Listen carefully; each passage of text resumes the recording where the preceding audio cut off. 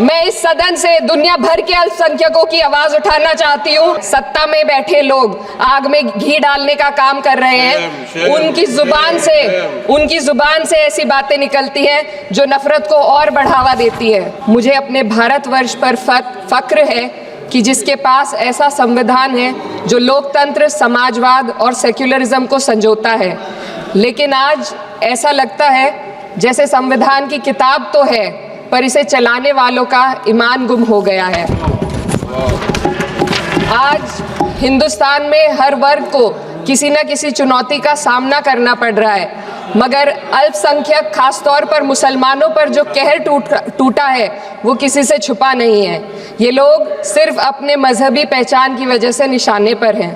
संविधान का अनुच्छेद 15 कहता है कि किसी भी नागरिक के साथ धर्म, जाति या किसी और वजह से भेदभाव नहीं होना चाहिए, लेकिन हकीकत इसके उलट है। हालात इस कदर बिगड़ चुके हैं कि hate speech, mob lynching, bulldozer द्वारा घरों को गिराने की घटनाएं आम हो गई हैं, खास तौर पर उत्तर प्रदेश में, जहां ऐसा लगता है जैसे कानून के नाम पर जंगल राज चल रहा हो।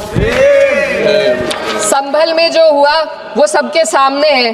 पुलिस के संरक्षण में निर्दोष लोगों की हत्या की गई और सरकार ने चुप्पी साध ली। अल्पसंख्यकों पर हिंसा बढ़ती जा रही है, मगर सत्ता में बैठे लोग या तो आंखें मूंदे हुए हैं या फिर इन घटनाओं को बढ़ावा दे रहे हैं। हद तो तब हो जाती है जब न्यायपालिका की बात भी अनसुनी कर दी जाती है। सुप्रीम कोर्ट ने मॉब लिंचिंग पर 11 सूत्रीय निर्देश जारी किए थे। इसमें साफ कहा गया था कि राज्य सरकारें और पुलिस इस तरह की घटनाओं को रोकने और दोषियों पर सख्त कार्रवाई करने के लिए जिम्मेदार हैं, लेकिन आज भी इन निर्देशों पर अमल नहीं हो रहा है। हाल ये है कि मॉब लिंचिंग को रोकने की बजाय सत्ता में बैठे लोग आग में घी डालने का काम कर रहे हैं। उनकी जुबान से ऐसी बातें निकलती हैं जो नफरत को और बढ़ावा देती है।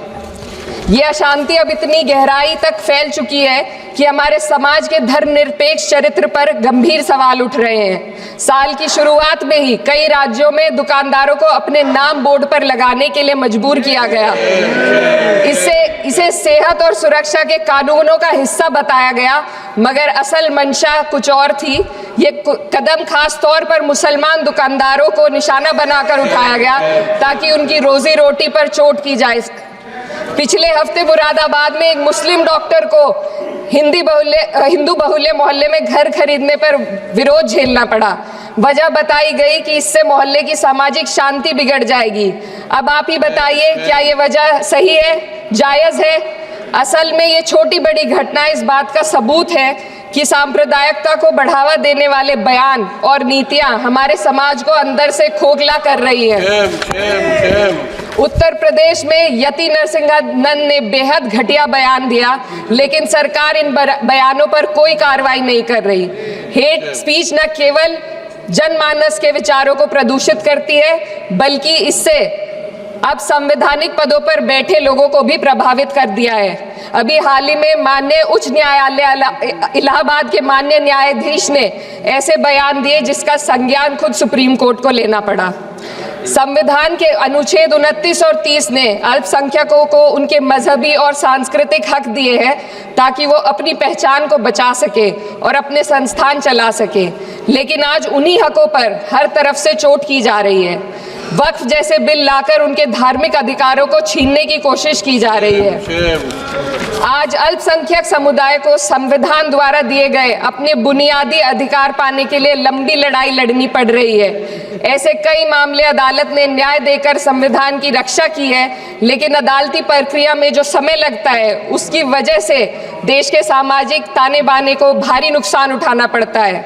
मिसाल के तौर पर इलाहाबाद हाई कोर्ट ने 2004 के मदरसा एक्ट को रद्द कर दिया था, जिससे मदरसों के संचालन पर सवाल उठे। हालांकि सुप्रीम कोर्ट ने बाद में इस फैसले को पलट दिया और एक्ट को वैध करार दिया, लेकिन इस प्रक्रिया में जो समय लगा उसने अल्पसंख्यकों को बेचैनी और संघर्ष के दौर में डाला है।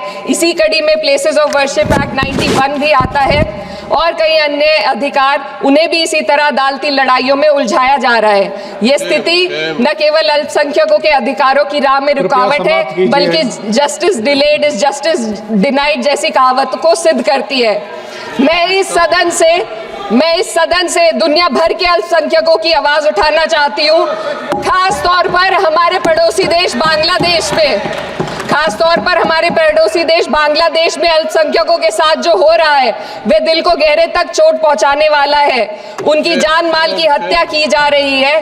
बांग्लादेश हो या हिंदुस्तान हो या कोई और देश, अल्पसंख्यकों की सुरक्षा, इज्जत और अधिकारों की हिफाजत हर सरकार की सबसे पहली जिम्मेदारी होनी चाहिए।